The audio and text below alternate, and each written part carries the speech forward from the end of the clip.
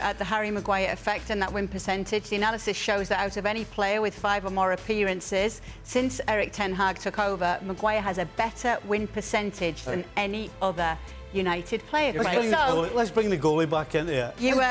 Let's bring Rea back into it. Craig, you can't argue with stats. You know, when we complain about stats, that's what we just saw there is complete nonsense. That's why we complain about stats. I'm leaving it to him to Go on then. So, because they win the game, you've been poor, but you win the game. That doesn't mean you're doing OK. We've been talking about Raya for the last 2 weeks, right? Every single day. Raya had a clean sheet against Man City. Whoa, great, look at the stats, fantastic. Did Raya play well? No, there's not one person said he played well, but he got a clean sheet. And on the stats, hallelujah, fantastic. And Harry Maguire's in the same boat. Did he forget he scored an own goal against Scotland, but they won the game?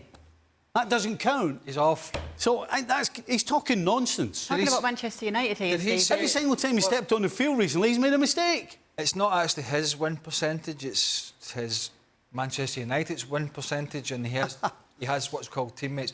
There's an old saying out there that self-praise is no praise. Yeah. And if you sit there... I like that, that's a good one. If you sit there and feel the need that you have to self-praise yourself, it's a problem. I think, look, at the end of the day here... Self-praise yourself. At the end of the day, no it's slightly... I do feel a little bit, up until that press conference, and now I don't feel slightly so sorry for him, is that he's become a squad player at Man United. And I've said this before many times. He was a player that was much vaunted at one point from Leicester City, including Manchester City, who were bidding around 60 million for him, but had a ceiling, and Man United bid more. So the City manager felt there was a player there.